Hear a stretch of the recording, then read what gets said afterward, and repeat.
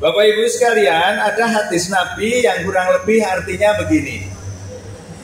Ada 3 kelompok yang sholatnya tidak pernah terangkat walau sejengkal di atas kepalanya. Artinya tidak akan diterima oleh Allah. Ada 3 kelompok yang sholatnya tidak diterima oleh Allah Subhanahu wa Ta'ala. Orang yang mengimani sebuah kaum, tetapi kaum itu membencinya. Jadi kita cinta kepada kaum, tapi kaum itu membencinya. Membenci Allah Subhanahu wa Ta'ala maksudnya, ya. Kita mengimani sebuah kaum, tapi kaum itu sebenarnya membenci Allah Subhanahu wa Ta'ala. Maka sholatnya tidak akan pernah diterima oleh Allah Subhanahu wa Ta'ala.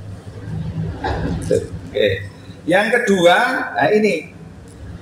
Istri yang tidur sementara suaminya sedang marah kepadanya. Kinten-kinten ibu nek didukani sare napa mboten? Wah, tak tinggal turu wae timbangane mumet. Istri yang tidur padahal suaminya sedang marah dengan dia. Ini sholat pun tidak diterima oleh Allah Subhanahu wa Ta'ala. Ya. Kemudian yang ketiga adalah 2 saudara yang saling mendiamkan atau memutuskan tali bersaudara. Bismillahirrahmanirrahim. Assalamualaikum warahmatullahi wabarakatuh.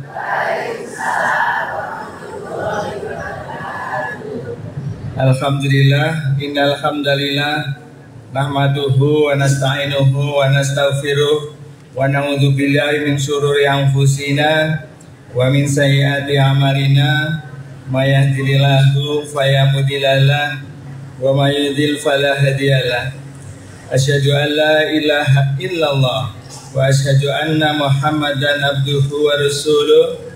Qala Allahu ta'ala bi kitabil karim, man 'amila shalihan min dzakarin aw untha wa huwa mu'minun falanahyiyannahu hayatan thayyiban walanajziyannahum ajrahum bi ahsani ma kanu ya'malun. Ibu-ibu jamaah, ibu-ibu jamaah majelis taklim kuliah duha yang Khairunisa yang semoga selalu dirahmati Allah Subhanahu wa Ta'ala. Pertama, saya jujur grogi nih, ya, jujur grogi. Ya, karena dipaksa oleh bunda saya Bu Mardiningsih untuk harus di sini. Tapi alhamdulillah saya bisa silaturahim ke ibu-ibu sekalian, sehingga saya paling tidak begitu saya naik mimbar, naik mana Serambi, ibu-ibu semua. Saya jadi teringat saya masih punya wanita cantik umurnya 79 tahun. Ya. Ibu saya, bukan ibu, simbok saya, karena saya tidak pernah manggil ibu. Jadi simbok saya yang alhamdulillah hari ini masih diberikan kesehatan oleh Allah Subhanahu wa Ta'ala. Kaitannya dengan itu, saya berdoa juga kepada ibu-ibu semua 2 kata, sehat dan bahagia. Amin. Bapak Ibu sekalian, walaupun bapaknya cuma 2 di sana, saya sebut. Saya matur, jujur agak grogi, tapi saya akan matur apa adanya nanti sesuai dengan kemampuan kami. Yang penting adalah yang pertama yang saya bacakan tadi adalah surat An-Nahl ayat 97.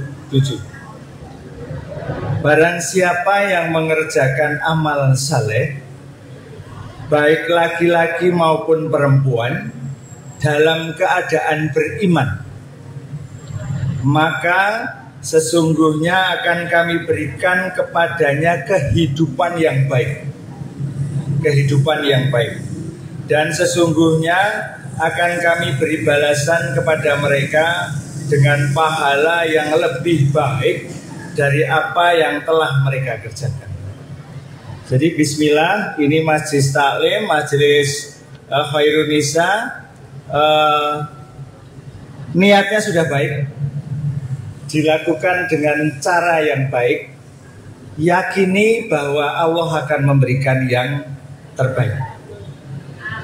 Walaupun kita yakin bahwa yang kita lakukan itu yakin benar, hanya nuwun sewu, saya nderek pesen jangan pernah berpikir yang kita lakukan adalah yang paling benar. Karena ada kebenaran-kebenaran lain, tapi kita harus yakin bahwa yang kita lakukan itu adalah benar. Nah, di perbuatan baik itu Bapak Ibu sekalian, ada amal soleh dan berbuat baik. Itu adalah keniscayaan. Tidak mungkin kita akan menafikan semua. Ya, kadang-kadang kita memang duwe sedulur, duwe konco, sing nek rawuh ke kelompok kita mohon maaf nyebeli. Ya. Kalau buhar rawuh kok kemudian teman-temannya ngendiko buhar gak rawuh, kemudian teman-temannya ngendiko buhar kok gak rawuh ya semoga gak sakit, berarti baik. Tapi kalau buhar rawuh kok teman-temannya pangapunten buta bodoh nih. Kalau buhar rawuh kok teman-temannya ngendiko alah buhar meneh, berarti ada sesuatu yang harus diperbaiki. Oleh karena itu Bapak Ibu sekalian, berbuat baik kepada semua makhluk itu adalah sebuah keniscayaan. Semuanya, tidak hanya dengan sesama manusia, dengan hewan, dengan alam. Saya contohkan, saya matur di kawan-kawan yang Purnawirawan PNS itu. Kalau Ibu mungkin bisa praktek, ambil nasi, kemudian dibasahi dengan air. Dibasahi, bukan dikum. Dibasahi dengan air. Taruh di sana satu mangkok, taruh di sana satu mangkok, taruh di sana satu mangkok. Dicoba saja. Yang di sana kita marahi setiap pagi. Wah, kamu kurang ajar, apapun marahnya. Ibu terserah ngendiko apapun, dimarahi. Sambil diduding-duding boleh. Nasi itu. Ya. Tapi dimarahi seakan-akan ibu marah betul. Di yang sini itu kamu ibu diamkan. Hanya ditengok, nggak usah ngendiko apa-apa. Kemudian pergi. Kemudian yang pojok sana, ibu sapa dengan mesra, bagaimana kabarmu pagi ini? Semoga sehat ya. Kita saling mendoakan dan seterusnya dan seterusnya. Yang paling cepat busuk dan keluar jamurnya adalah yang tidak pernah disapa apapun. Kok nawi niki leres? Kira-kira nek ibu niku dijarne kalih garwa meneng mau saya luwih sedih timbang didukani. Nggih ta? Nek lepat kemudian didukani kowe iki ngene wis ngerti yo aku salah gitu. Nek diapik piye Bu kabare sehat hari ini ngono, seneng gitu ya. Tapi kalau didiamkan tidak tahu masalahnya, mbok menawi ibu lebih sedih. Iki bapak iki nang opo to jane nesu karo ora kaya ora nesu ning meneng bae.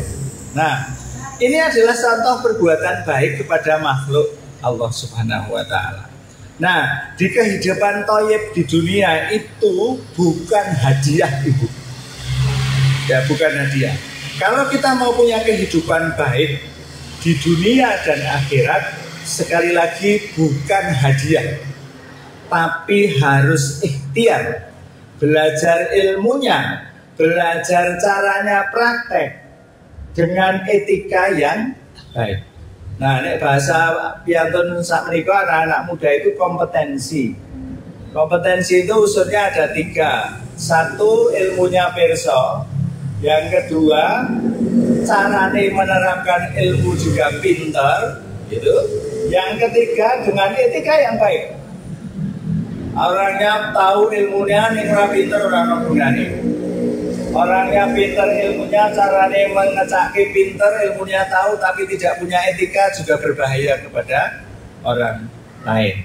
Nah, dengan 3 hal itu maka kemudian tsumma yujzahul jaza al-awfa. Kemudian akan diberi balasan kepadanya dengan balasan yang paling sempurna. Kalau ibu sudah 3 dilakukan benar semua. Oke. Sekali lagi, ilmunya perso, tahu carane ngecake ilmu pinter gitu, dengan etika yang baik. Kalau ditinggal salah satu nggak bisa. Etikanya baik, ilmune ra ngerti, ya ora mungkin iso ngecake pinter. Etikanya baik, pinter, tapi ilmunya nggak bener, ngawur, pasti ngawur. Ya, ilmunya tahu, ngecake pinter yang tidak punya etika membahayakan orang lain. Nah, ini Bapak Ibu, sehingga mari kita berbuat baik kepada kawan-kawan kita, kepada saudara-saudara kita, kepada makhluk Allah secara keseluruhan, baik itu benda mati maupun hewan dan tumbuhan dan sebagainya. Ya. Kemudian ada satu surat lagi yang mungkin Bapak Ibu sering mendengar. Ilal ladzina amanu wa amilus solihati falahum ajrun ghairu mamnun. Ini sering sekali kita dengar, ya. Kecuali orang-orang yang beriman dan mengerjakan amal saleh, maka bagi mereka pahala yang tiada putus-putusnya. Tapi syaratnya tiga. Nah, karena siang ini saya matur kepada kaum hawa, kaum ibu, maka saya akan mengkerucutkan ke menggapai ridho Allah melalui keataatan terhadap suaminya.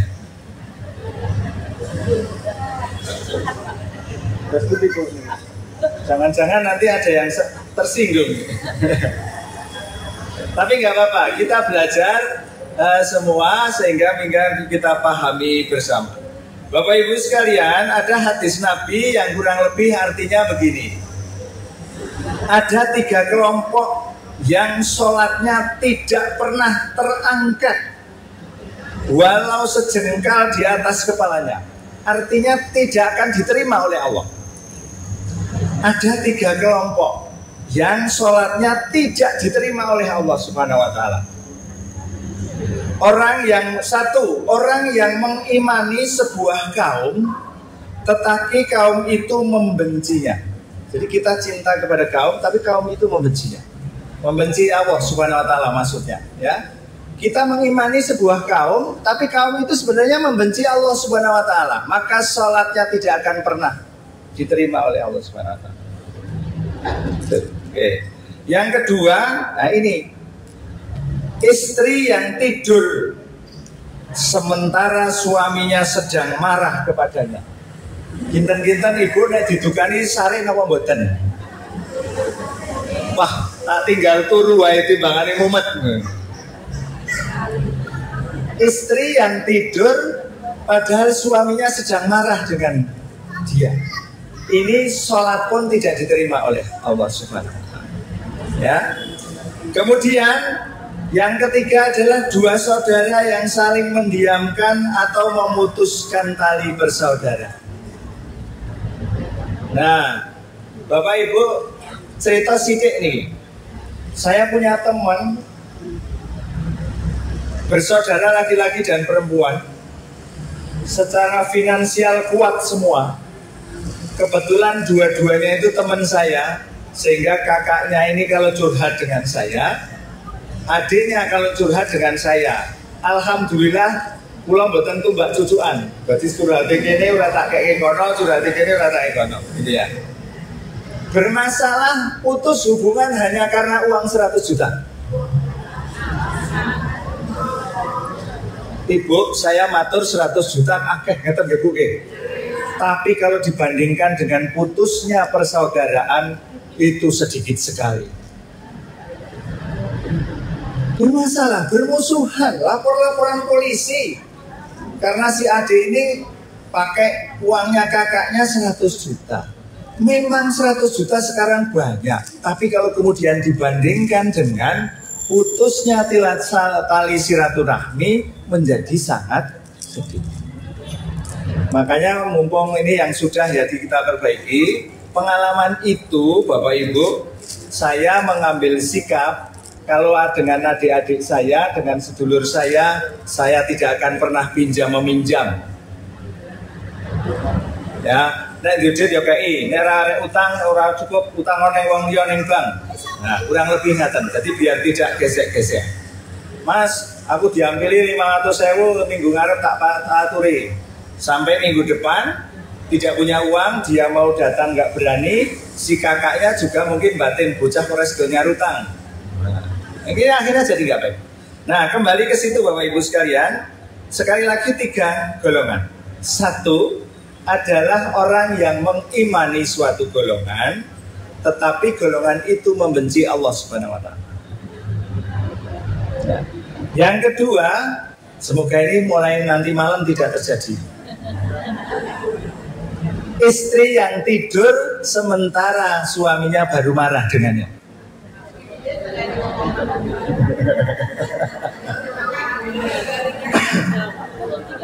Nah, timbangannya jawab, bukan ketika timbangannya jawab, angul 3 turu. Tetapi akan lebih baik diam, tidak menjawab, dengarkan marahnya, tapi jangan tidur. Ya, itu hadis nabinya ngaten Bu. Jadi Ibnu Majah dan dihasankan oleh Al-Albani dalam Misyakul Masyabiyah. Jadi ada 3 golongan itu. Maka pelajaran yang kita dapat dari hadis itu, yang pertama, kita berusaha mendapatkan ridho Allah, karena mendapatkan ridho Allah itu merupakan tujuan utama hidup kita seorang muslim. Tidak semata-mata karena ibadah. Sing penting diridhoi oleh Allah. Tetapi untuk dapat ridho Allah itu juga harus ditempuh dengan ibadah. Tidak ada orang yang diridhoi Allah tanpa ibadah. Ya, walaupun ada cerita, ada riwayat orang non-muslim yang masuk surga karena pada saat dia diwafatkan oleh Allah Subhanahu wa Ta'ala, dia pas mengucap asyhadu alla ilaha illallah wa asyhadu anna Muhammadan abduhu wa rasuluh. Jadi hikmah dari itu adalah 1, kita selalu menggapai ridho Allah, ya. Kemudian yang kedua, di dalam kehidupan berumah tangga itu merupakan bagian dalam rangka mencapai ridho Allah Subhanahu wa Ta'ala. Saestu nyuwun pangapunten, tidak ada keluarga yang sempurna, tetapi lebih tidak sempurna kalau tidak punya keluarga. Ngaten Bu nggih? Nah, gitu. Jadi tidak ada keluarga yang sempurna. Dulu nek pacaran was tukoke baju, tukoke sepatu, nek mlaku-mlaku kesandung nang kesandung loro. Saiki nek mlaku kesandung mripate iki nang ndi? Ya, artinya Bapak Ibu sekalian, di dalam kehidupan berumah tangga itu merupakan satu di antara banyak cara dalam rangka mencapai ridho Allah Subhanahu wa Ta'ala, yaitu proses ketaatan istri kepada suami. Pangapunten yang mungkin sudah pirsa keluarga saya, anak saya 2, laki-laki semua.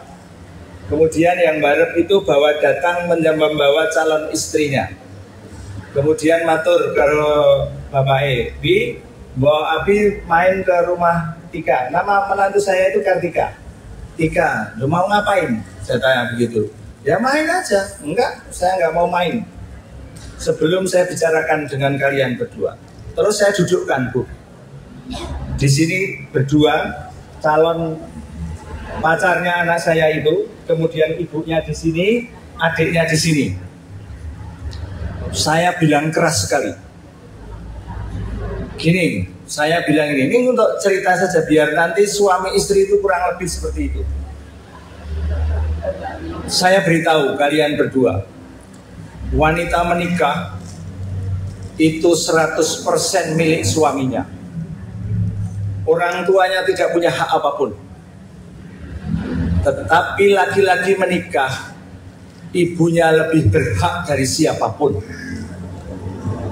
Ya. Jadi Kebetulan anak saya namanya Gilang. Kalau Gilang besok jadi suami Mutika, kalau memberikan kepada ibunya ini tanpa izin kamu, sah hukumnya. Kalau kamu komplain dan kamu marah, mohon maaf, pintu neraka ada di depan. Keras sekali kan itu? Ya. Kemudian, apalagi kepada ibumu, kepada adiknya ini saja. Tidak ada dalil yang mengatakan kepada saudaranya, tetapi adiknya sini jadi satu sejak bayi. Kamu baru kenal anak saya baru berapa tahun. Nah, kalau hari ini kamu bilang keluarga Repto Susilo ini keras, kamu mundur sebelum jadi menantu saya. Saya bilang begitu memang. Gilang anak saya laki-laki, kalau ketika mundur jangan kecil hati, masih banyak wanita yang lain. Oh, saya begitu. Kan ini aturan keras sekali. Renungkan kalian berdua, kalau kalian siap maju ke sini lagi, baru saya akan datang ke rumah orang tuamu. Gitu. Ini hanya mengingatkan Bapak Ibu sekalian, ketaatan dalam rumah tangga, keridhaan Allah itu adalah proses ketaatan istri terhadap suami.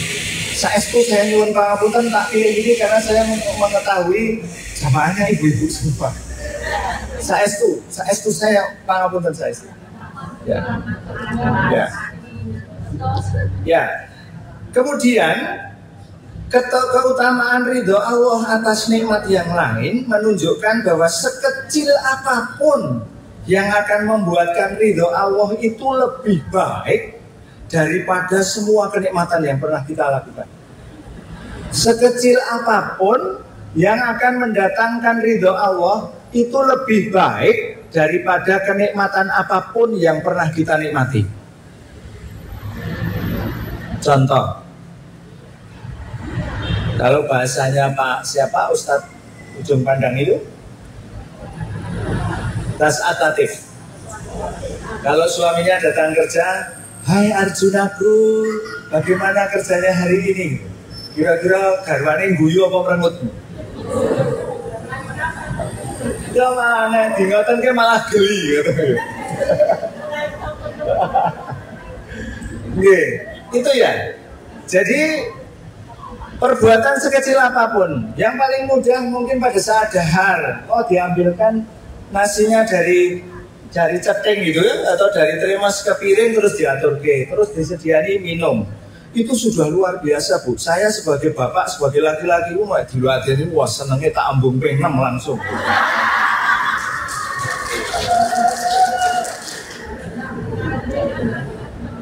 Iya, ya. Kami tenane. Nah, kalimat yang paling bahagia sebenarnya kalimatnya sederhana. Entah bapaknya yang tanya atau ibunya yang tanya. Kalimatnya, Pak Kondahar atau Bu Ismamulung akan lebih nyaman kalau ngendikon ini, Pak ayo dahar bareng, atau Bu ayo maam bareng, akan lebih nyaman. Tapi ibu-ibu itu biasanya kalau lebih nyaman dikatakan oleh bapaknya, aku wis transfer yang rekeningmu loh.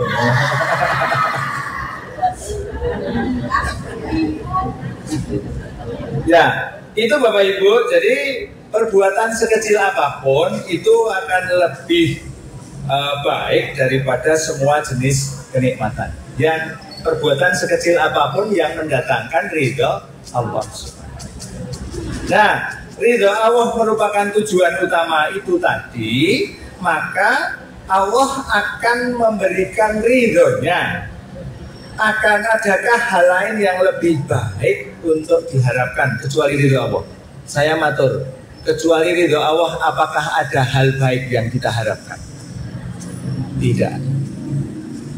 Tujuan kita hidup itu adalah mencari ridho Allah. Tidak semata-mata melakukan ibadah, tetapi untuk mencapai ridho Allah harus melakukan hal-hal yang baik.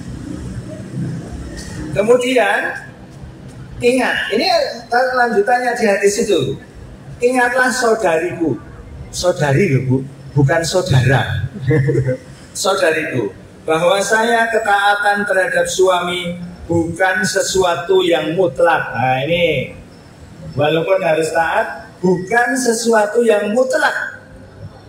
Tidak boleh taat kepada suami dalam hal kemaksiatan.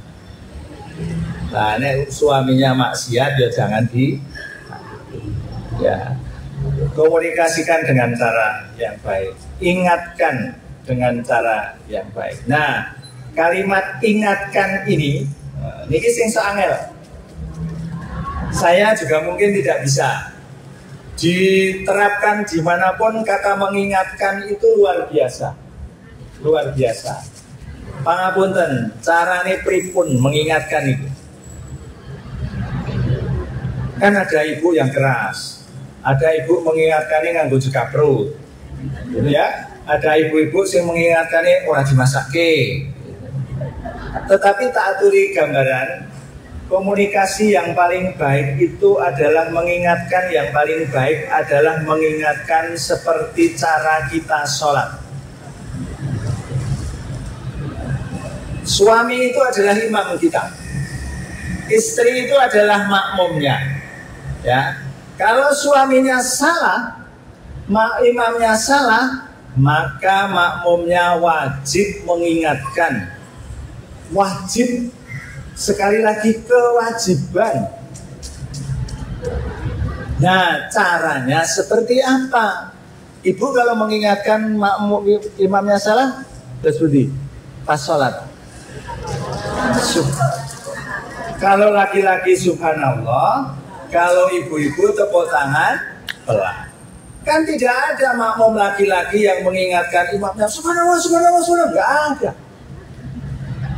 Tidak ada seorang makmum perempuan yang mengingatkan sholatnya pengumpul turun. Itu cara mengingatkan. Itulah etika. Ya, itu etika. Nah, suami yang salah, ya kalau pada saat diingatkan, ya menyadari kesalahannya. Nah, imamnya maca surat keliru, diingatkan kepada makmumnya, imamnya balik kanan, karo ngendika, salah aku apa? Kan ya sholatnya bubar. Gitu? Nah, itu artinya kalau dia tanya salah aku apa, berarti dia tidak sadar akan kesalahan. Nah, di dalam kemaksiatan itu wajib saling mengingatkan. Ya, wajib saling mengingatkan. Sehingga perjalanan komunikasi antara suami dengan istri itu berjalan sesuai dengan syariat agama kita. Bapak Ibu sekalian, la ta'ata lima khuluqin fi mausiyatin khaliq. Tidak ada ketaatan kepada makhluk dalam kemaksiatan kepada Al-Khaliq. Jadi tidak ada. Jangan dengan siapapun, dengan makhluk apapun, kalau kemudian terjadi kemudian menimbulkan kemaksiatan kepada Allah Subhanahu wa taala, maka tidak boleh dilakukan. Ya, karena kita mungkin sudah ada ikatan suami istri, maka konsepnya saya katakan dengan kata mengingatkan, saling mengingatkan. Bapak Ibu sekalian, di hadis lain, ya, dari tema hadis itu, hadisnya banyak. Kemudian kalau kemudian digandengkan sanadnya dengan Al-Qur'annya, waridwanu minallahi akbar, dzalika huwal fawzul alim. At-Taubah 72. Kalau nanti dibuka itu ya. Dan keridhaan Allah itu adalah lebih besar. Itu adalah keberuntungan yang paling besar. Jadi ridha Allah. Kita mau ngapain hanya mencari ridha Allah. Ya, mencari ridha Allah. Satu di antara yang akan mendatangkan keridhaan Allah itu adalah proses ketaatan istri terhadap suami. Tadi saya sampaikan begitu. Nah, sebuah tujuan yang lebih agung dari berbagai kenikmatan apapun. Nah, kenikmatan apapun. Contoh, dawuh Allah, waridwanu minallahi akbar, dzalika huwal fawzul alim. Ya, jelas ya. Kemudian suami yang dianugerahkan kepada ibu-ibu itu, kepada ibu semua. adalah sebuah kenikmatan besar juga. Ya, banyak para wanita yang mendapatkan kehadiran suami tidak diberikan oleh Allah Subhanahu Wa Taala. Ya, kemudian banyak wanita yang kemudian sudah punya suami ternyata harus terpisah. Harus terpisah. Alhamdulillah nek bahasa saniki sing napa LDR ngoten nggih. LDR leres nggih. Long distance relation. Jarak jauh. Tapi jarak jauh niku mesti akeh godaane. Akeh godaane, gitu. Kemudian bahkan betapa banyak wanita yang kehilangan suaminya.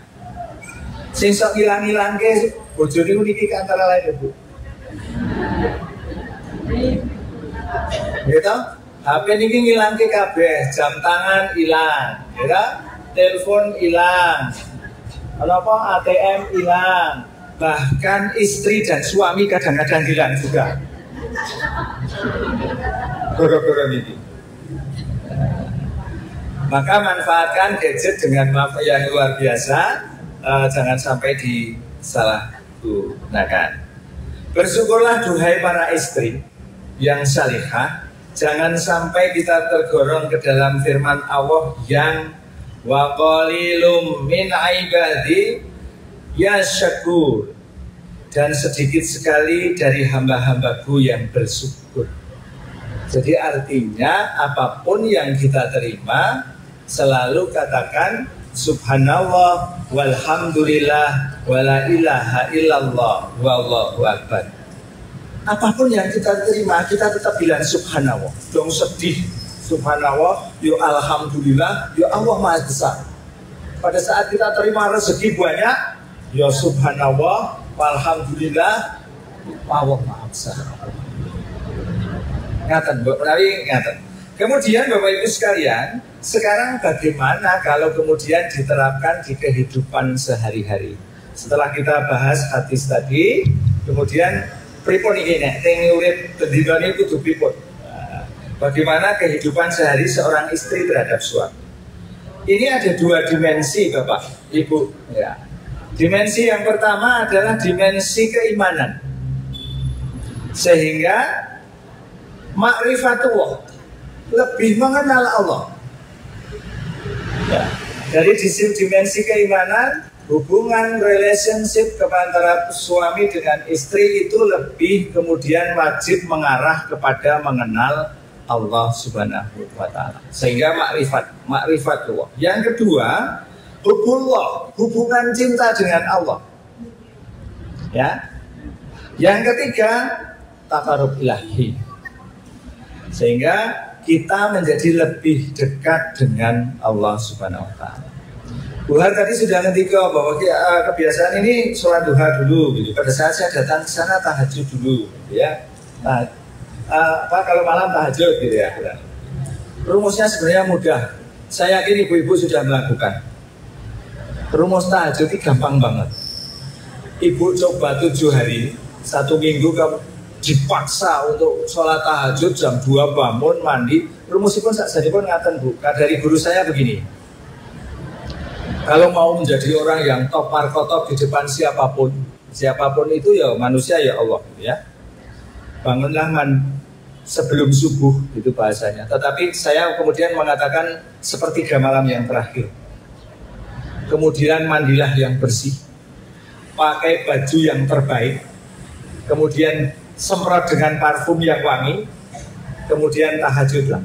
Nah, tahajud itu tidak ada batasnya. Boleh 2, boleh 4, boleh 6, dan seterusnya. Setelah itu bacalah Al-Quran walaupun 1 ain. 1 minggu ibu coba. Kalau yang belum, paksa. Hari ke-8 berhentilah. Hari ke-8 sengaja leren tak ora tahajud. Rasane gelo apa ora. Nah, Ibu Har tadi apa ya tadi yang ngendikane? Waktunya itu sudah tidak bisa ditutupi lagi. Saya pernah sudah tahajud, kemudian maca Al-Quran, saking ngantuknya tertidur di Al-Quran itu. Bangun-bangun sudah jam 5. Wah, gelone minta ampun. Fajarnya hilang, kegiatan subuhnya hilang, sholat Jumat subuhnya juga hilang. Nah, rumusnya coba 1 minggu dipaksa, kemudian berhentilah hari ke-8. Nek jenengan gelo ya hari ke-9 sholatlah lagi. Nek ora gelo berarti jenengan urung tek atine karo Gusti Allah. Nah, itu dimensi keimanan Bapak Ibu. Jadi suami istri dibuka, kalau saya membangun ke istri tahajud itu baru wudhu kok urung tangi. Nah ini silsilkah bagiannya gini terus tak seperti ini di wajahnya dia. Itu aja. Begitu sebaliknya, kan kadang-kadang saya yang tertidur juga. Kemudian yang ketiga, dari dimensi perilaku dan sikap kita di dunia. Ya, kalau berlandaskan ilmu dan kesadaran hati dan pikiran, maka pasti kita bisa memilih dan memilah tingkah laku kita yang baik terhadap suami itu seperti apa. Nah, sing angel ibu menurunkan ego. Sakjane ngerti nek aku sing bener ki ana bojone rawuh kerja ki tak gawe ke wedang, tak siapi makanan, sudah tahu. Tapi tidak dilakukan karena egonya tinggi. Lagi nesu. Durung ngapuran-ngapuranan, wis kono dipun dhewe, kalau perlu masak-masak sendiri. Saya betul-betul setelah tua, istri saya itu dulu bekerja, kemudian melahirkan anak yang kedua. Anak saya dititip-titip ke orang tua ke sana, simbah itu katanya seksi tambah gitu ya. Ya, simbah. Tapi sesi tambah tapi tetap bahagia kalau ada cucunya. Kemudian saya tanya, menyambut gawe ki arek golek kasil, golek seneng apa golek ke anak? Pilih salah satu. Golek ke anak jawabannya. Yang paling baik kan pasti itu ya. Nek golek ke anak leren nasi nyambut gawe. Karena anaknya jadi malah rapopen. Akhirnya berhenti. Nah ternyata pahalanya di rumah lebih banyak. Bismillah, resik-resik, nyuci baju suami. Kalau dibandingkan dengan waktu 24 jam ibu, 24 jam itu dibagi 8 jam gue sare, 8 jam gue nyambut gawe, 8 jam gue beribadah. Pertanyaan kula, sarine wis 8 jam, nyambut gawe apa wis 8 jam, oh gue sarine tak kurangi saiki wis tua kok sarine tetep 4 jam atau 5 jam kadang-kadang kita ya. Berarti masih 3 jam. Pertanyaan saya, ibadahnya sudah 8 jam apa belum? Sholatnya Allahu Akbar, Bismillahirrahmanirrahim, dolin Allah, Bismillahirrahmanirrahim. Nah, ada itu.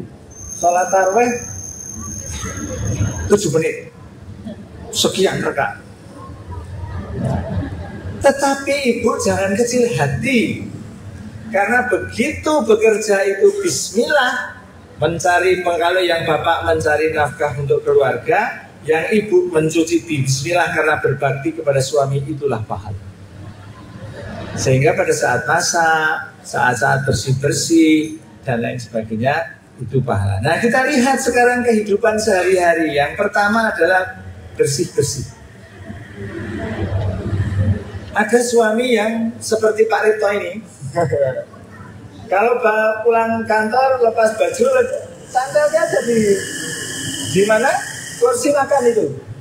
Orang tahu tidak habis kotor tak leboke mesin cuci atau ini siare tangguh digantung di hanger. Enggak. Karena kebiasaan. Ibu kadang-kadang juga mungkin sebel. Tetapi kalau sebel kemudian diniati bismillah. Oke, ibadah kerusuhan.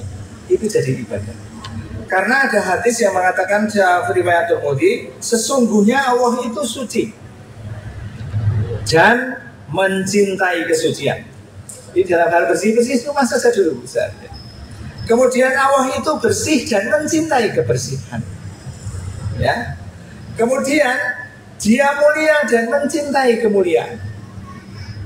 Dia dermawan dan mencintai kedermawanan, maka bersihkanlah perkakas kalian dan janganlah kalian menyerupai kaum Yahudi. Hadis riwayat Tirmidzi. Artinya kalau kemudian dibiarkan kotor itu menyerupai kaum Yahudi. Kembali ke tadi yang dibaca, kalau seseorang mengimani kelompok dan kelompok itu membenci Allah, maka sholatnya ya.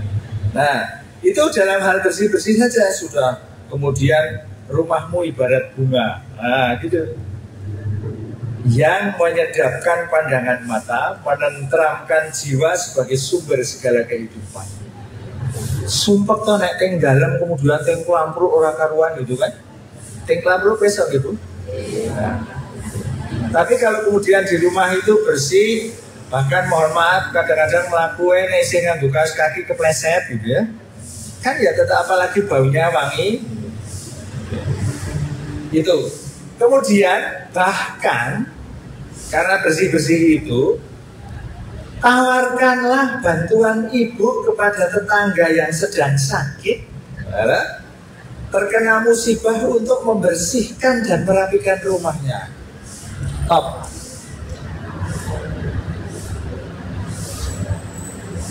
Itu baru dalam hal bersih-bersih. Gitu. Kemudian kita lihat di hal yang lain. Siapkan makanan untuk keluarga. Ibu masak setiap hari? Tenang nih, paling ngancepke ngaji jercap jadi tinggal rumah. Betul? Oke, ya. Masak setiap hari, menyiapkan makanan untuk keluarga.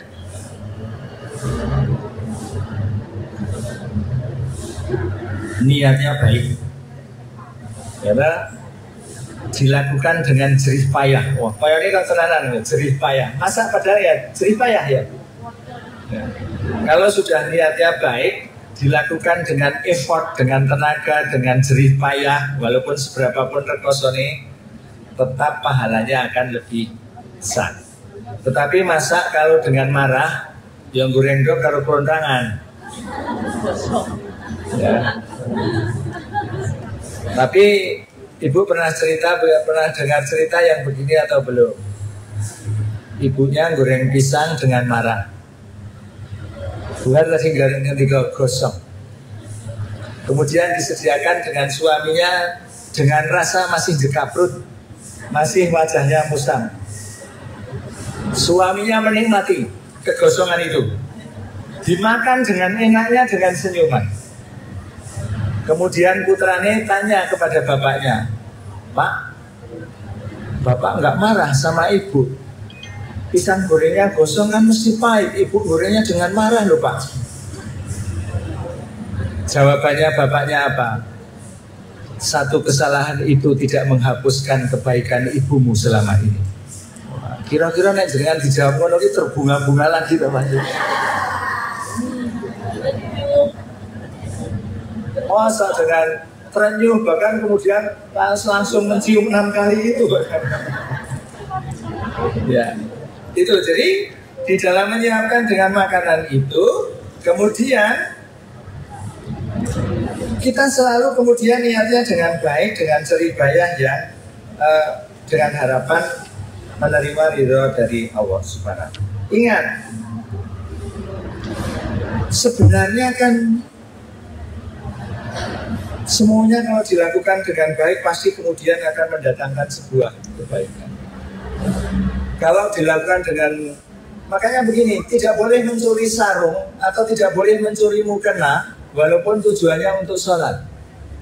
Tujuannya apik, tapi dilakukan dengan cara yang tidak baik. Nggak boleh. Makanya monggo kita saling mengingatkan. Saya matur begini juga mungkin saya akan review.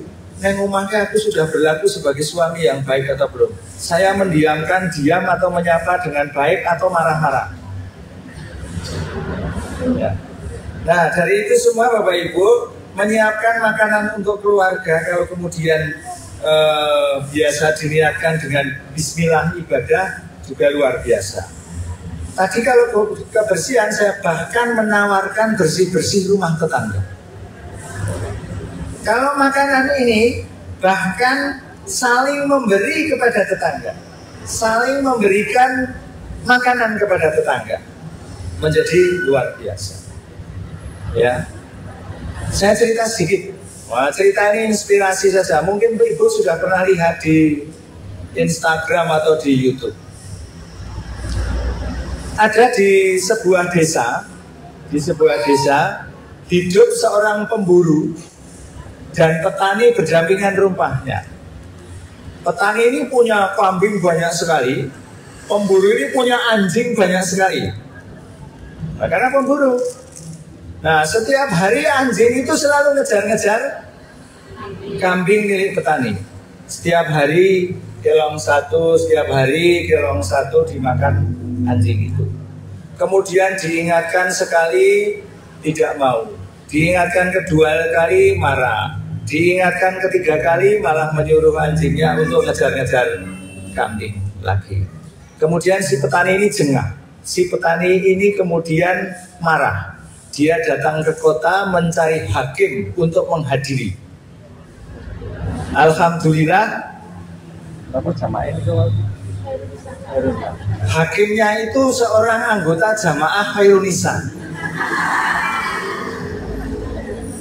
Artinya hakim ini baik hati.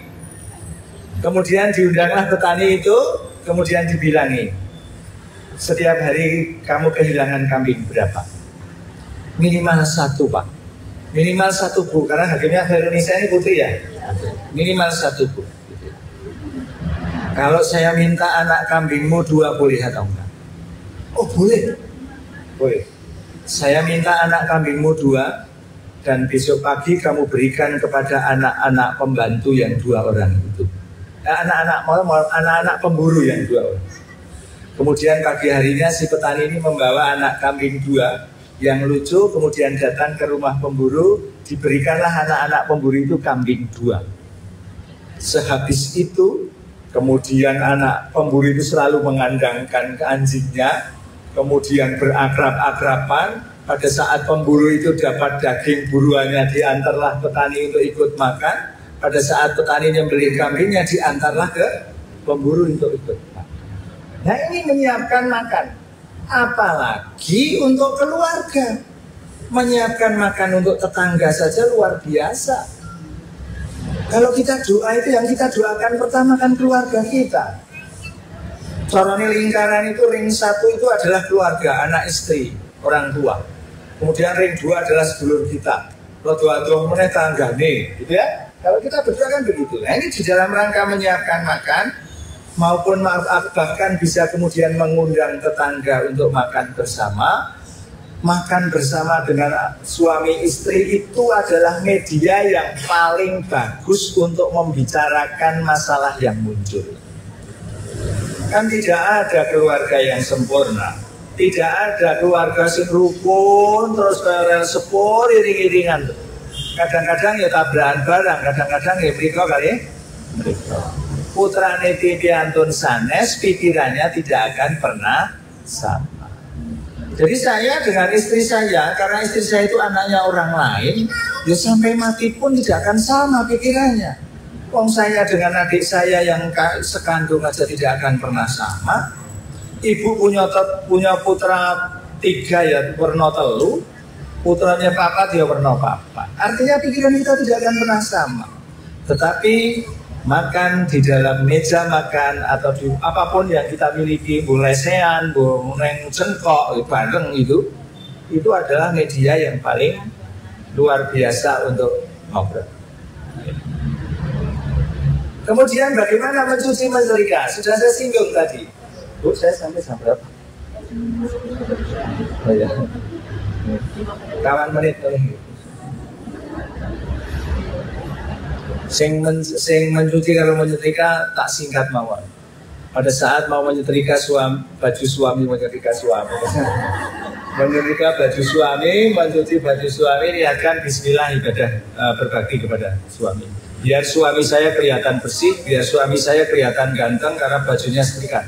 Itu cukup sudah. Nah, yang ini yang berikutnya yang paling susah, agak susah. Berhias untuk suami. Susah mboten itu. Susah, ibu nek tinggal nganggo baju kebesaran, daster sing wis kucel. Ya kan? Mau pergi malah berdoaan pakai baju terbaik, lipstikan, wah ngomongnya berkali-kali. Untuk siapa? Nah, paling tidak begini. Saya tidak akan matur bu, nek tindakan rasah mata boten. Silahkan kalau tindakan pakai baju yang terbaik, kemudian dandan yang baik, biar niatnya biar suami saya bangga kalau dia, oh bu ini suaminya Pak itu loh cantik gitu.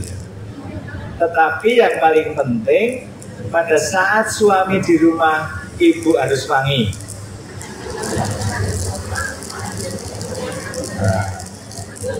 Kalau harus pakai daster, mohon maaf, rada saru sithik. Daster sing ana remote. Jadi begitu dipencet langsung buka gitu. Remote-nya kasih suami ibu. Ya. Itu yang paling penting. Ini agak susah dilakukan. Justru sudah sepuh bagaimana biar suaminya tertarik lagi, Bu. Jatuh cinta lagi kepada kita.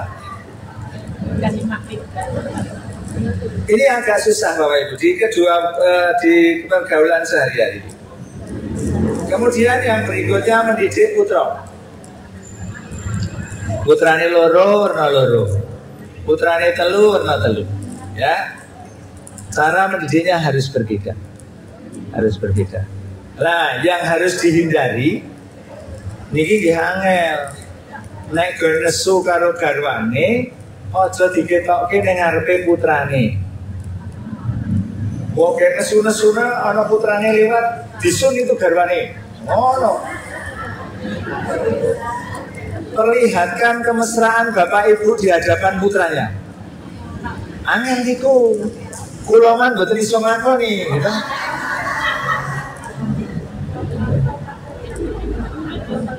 Mendidik anak. Kalau ibu mohon maaf tidak mampu, mohon maaf dalam kutip tidak mampu mendidik, bawa ke pengajian Khairun Nisa untuk dididik anaknya. Ya, gitu. Kan ada ustazah banyak di sini ya. Karena jadi tesih kata. Engkon dibatasi kali buhar. Ya, yang terakhir pangapunten ini karena ada yang berusia 18 tahun bawah.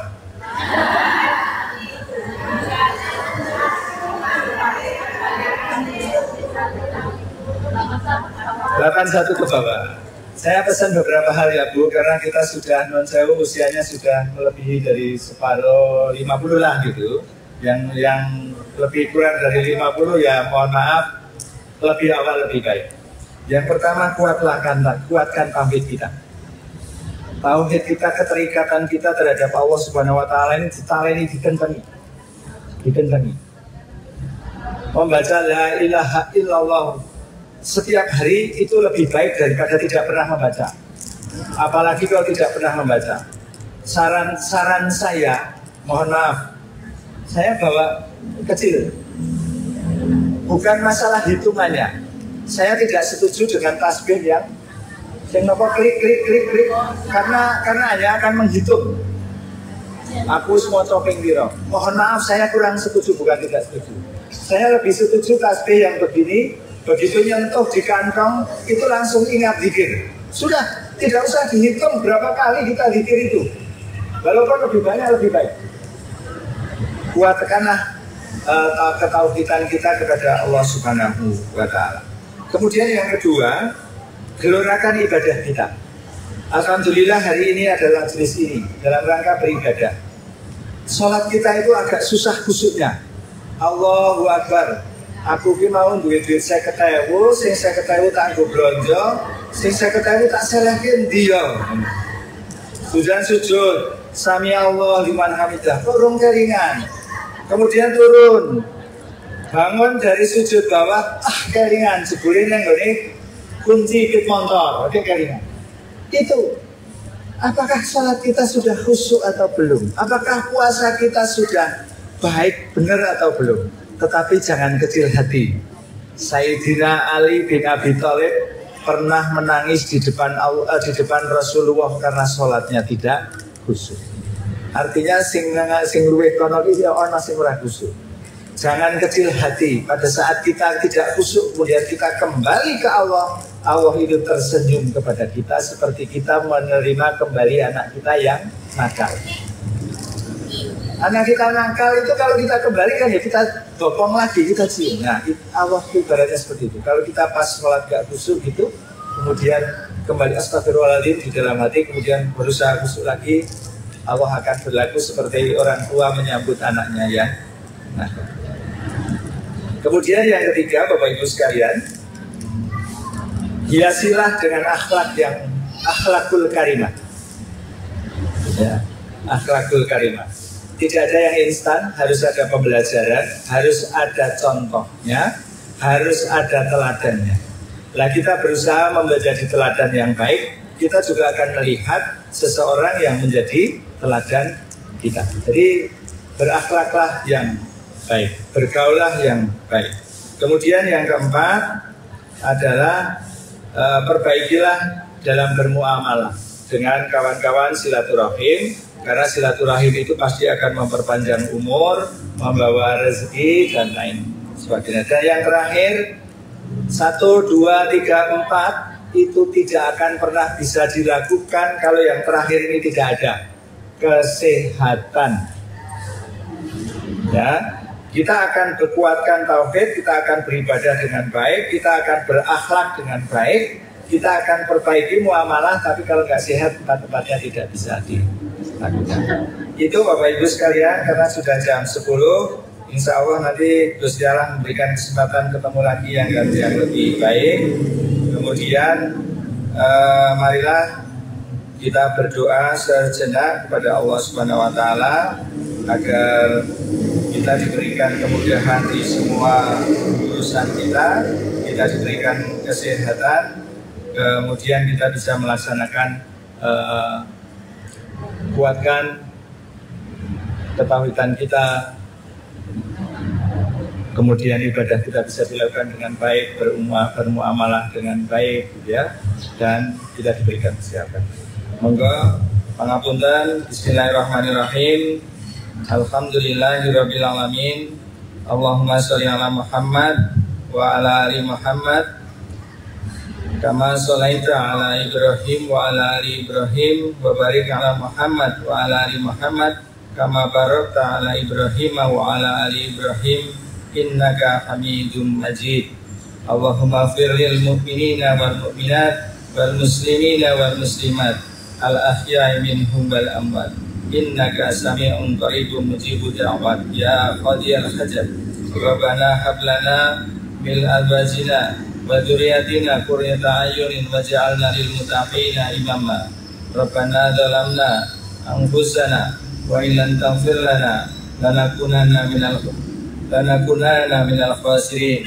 Allahumma inni as'aluka iman nafi'an wa rizqan wasi'an wa shifaan min kulli da'in bi rahmatika ya arhamar rahimin.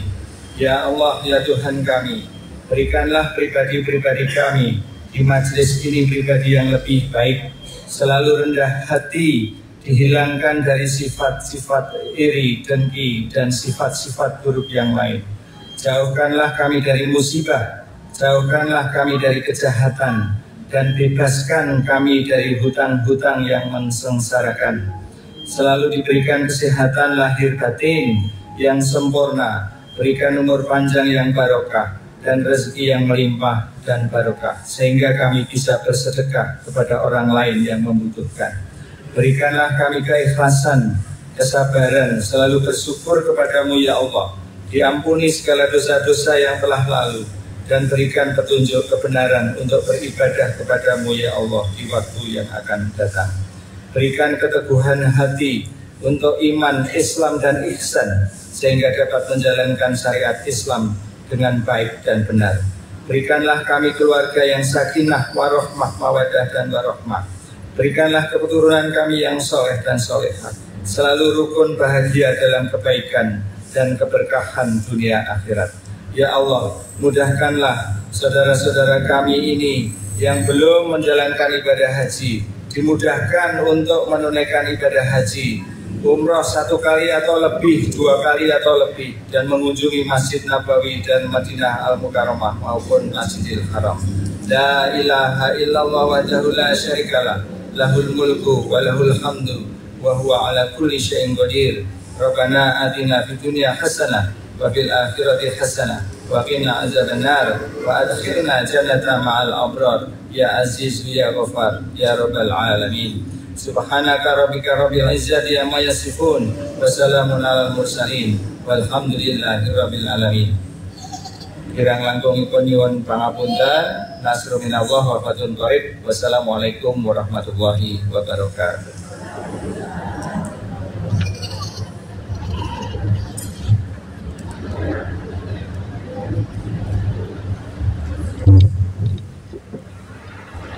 Matur nuwun sanget sedaya ilmu ingkang dipun paringaken dumateng kawula sak kanca Pak Haji Repto.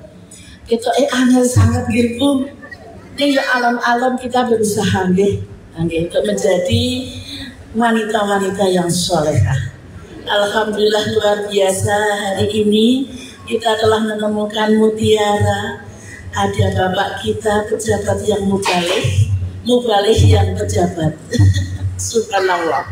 Mugi-mugi njenengan saged rawuh malih Pak. Suatu saat nanti kami tunggu kelanjutan dari part 1 part 2. Oleh karena itu, karena sudah berakhir rangkaian acara pada selapan atau pagi hari ini, mari kita tutup bersama-sama dengan bacaan hamdalah, dilanjut dengan kifaratul majlis. Jadi Ibu, alhamdulillahirabbil alamin. Bismillahirrahmanirrahim. Subhanakallahumma wa bihamdika asyhadu an la ilaha illa anta astaghfiruka wa atubu ilaik. Subhanakallahumma wa bihamdika asyhadu an la ilaha illa anta astaghfiruka wa atubu ilaik. Subhanakallahumma wa bihamdika asyhadu an la ilaha illa anta astaghfiruka wa atubu ilaik. Ngaturaken sugeng kundur ngantos satos, kita ketemu lagi selapan yang akan datang.